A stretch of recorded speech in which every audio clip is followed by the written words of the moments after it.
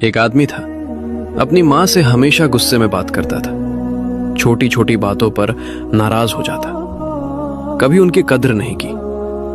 माँ चुप रहती, बस उसे देखती रहती। रमजान आया, लेकिन वो फिर भी अपनी दुनिया में मशगूल रहा। काम, मोबाइल, दोस्तों में सबके लिए वक्त था, बस माँ के लिए नहीं।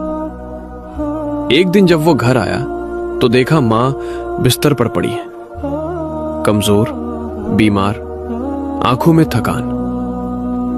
वो उनके पास बैठा और पहली बार प्यार से बात की। अम्मी, कैसी हो?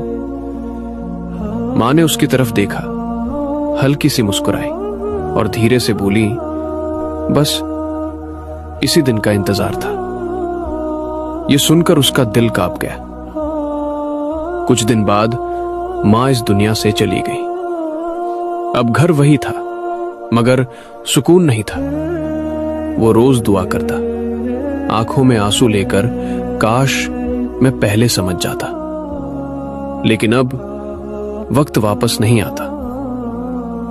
नसीहत: वालिदैन की कद्र वक्त पर करो, बाद में सिर्फ पछतावा रह जाता है। रमजान में सबसे बड़ी इबादत माँ बाप के साथ एक आदमी था, अपनी माँ से हमेशा गुस्से में बात करता था। छोटी छोटी बातों पर नाराज हो जाता, कभी उनकी कद्र नहीं की। माँ चुप रहती, बस उसे देखती रहती।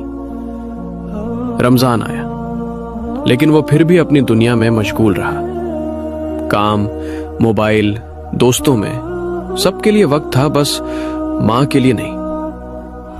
एक दिन जब वो घर आया तो देखा माँ बिस्तर पर पड़ी है, कमजोर, बीमार, आंखों में थकान।